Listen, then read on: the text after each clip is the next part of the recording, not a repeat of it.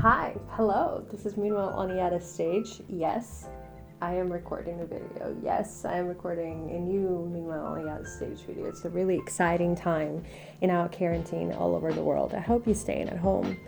I am, and it's nice. You can do a lot of stuff. Like, for example, force yourself into making these because you want to make another one, but you just can't really do that. And then one day you decide, hell yeah, I'm gonna talk about this album that I really like. And here I am talking about this album. This is a review of the new music album by a duo, The Garden. By the way, sorry, I'm recording with my phone because my microphone sucks. Makes a lot of background noise, so sorry about that. I might buy a new microphone. If you want to sponsor that, hit me up. But today, yes, I'm reviewing The Garden, their new album called Kiss My Superbowl Ring. I believe it's their, what is that? I don't even know, fourth or fifth release. Sorry, I haven't researched that part. But The Garden, they're twins, Fletcher and Wyatt. Cheers. They're from America, California. That's weird because whatever I saw them online, the pictures and stuff, and heard their music and overall experience their style, I always thought that they're from Northern Europe. They have this almost Danish or Swedish vibe about them, and I don't really know how to explain it, but they're not, as far as I know, they're not anyhow connected to those countries, and they are from California and they live in California.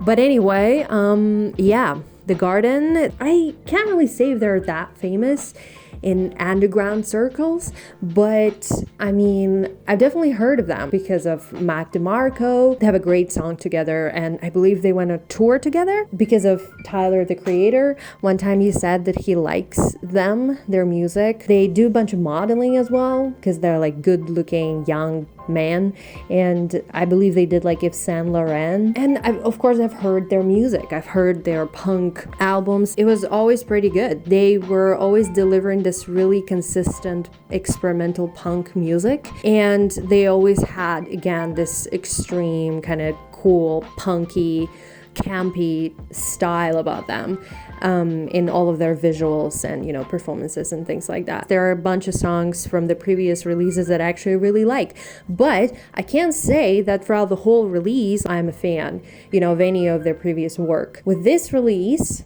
hell yeah, they delivered from start to finish. Kiss My Superbowl Ring is their best release so far.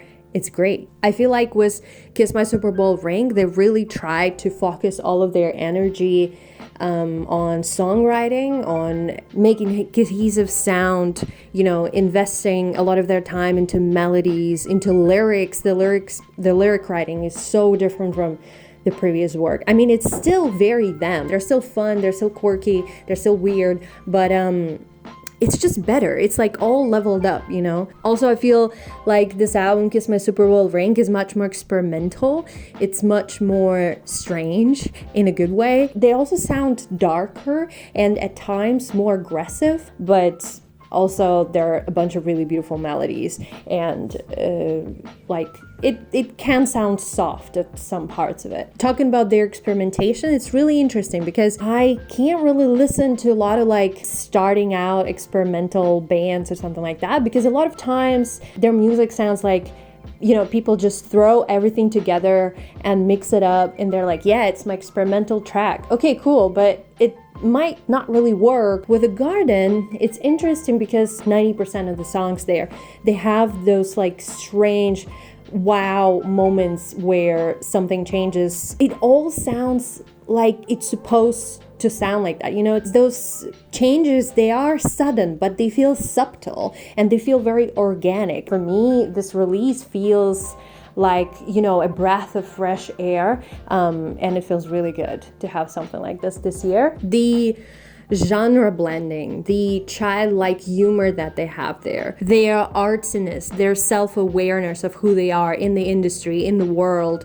It's great. Every song makes me, move and makes me, tap my foot along with it, because it's that good, yes. And on top of that, with all of that genre bending, they do add those really great lyrics that you can really relate to. It might be that we are millennials, and I think I'm the same age as them, so maybe it's just me being kind of feel like, oh, that's just really relatable. I feel like this album really sums up our generation well, because it sounds so fast, it captures this feeling and this almost like generational emotion pretty well. I don't know, maybe that's too deep and I'm looking too deep into it, but that's how it feels.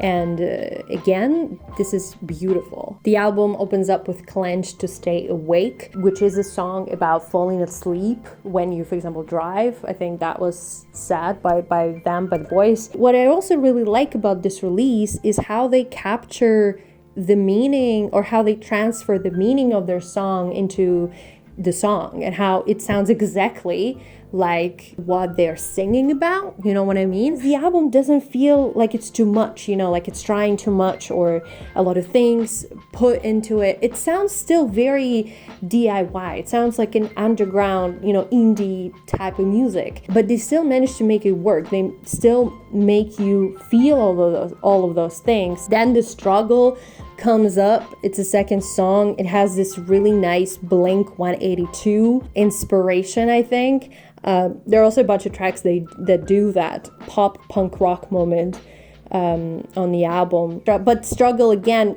has this crazy mood swings and starts to sound like so many bands at once. Sneaky Devil, that's the next song. That's my current favorite. It's very aggressive. I feel like that's the type of music I want The Garden to continue making. And it also has this crazy drum and bass that I am actually obsessed with. I never liked drum and bass, actually. Like I wasn't, you know, feeling it for some reason. But in this release, I really dig it. I feel like it accompanies everything else so perfectly. I would never have thought that it could sound so great, like drum and bass and something else at the same time. Then there's next song, which actually is very melodic. It's a title track. Yeah, it sounds very melodic and probably the most normal out of the whole release. I'm listening to it and I'm thinking to myself, wow, The Garden are not only good at making all those like crazy Frankenstein tracks with so many different genres and things and like crazy things. They're also really good at making just normal song, which sounds actually more like radio friendly or like casual listener friendly. They're doing it so professionally, and it doesn't sound like they were struggling to make this one. It sounds very effortlessly. That was the word that I was looking for. Yeah. And it sounds great, not in like any negative way. Then we have Fool's Expedition. My favorite part about it is, of course, the sudden panpipe flute moment, which is the highlight of this album. I love this track, another current favorite of mine. Again, never could have thought, maybe it's just very normie of me, but I would never have thought that you can put like a panpipe, a flute. So for me, that was something that was unexpected and it sounded great. And if you haven't heard that one, please do, because maybe you wouldn't find it, you know, as great, but you will just have such a great time just listening to it. AMPM Truck, I really like it. It has a nice indie punk rock type of chorus. And another unexpected great moment, detail, is the whistle at the end. I think that's where I feel the most psychedelic of them. Of course, yeah, in their work, you can also hear a lot of like psychedelic influence. Maybe for fans of bands like King Gizzard or MGMT, yeah, they would really find that interesting. Heat Eject is the track with the hip hop SoundCloud trap type of beat. In between, you know, drum and bass and trap in one song, with great delivery, great lyrics, and The Garden made it work. In terms of solid, crazy tracks, the closing part of the album might not be hitting as hard, maybe except that post-punk hardcore moment called Lowrider Slug.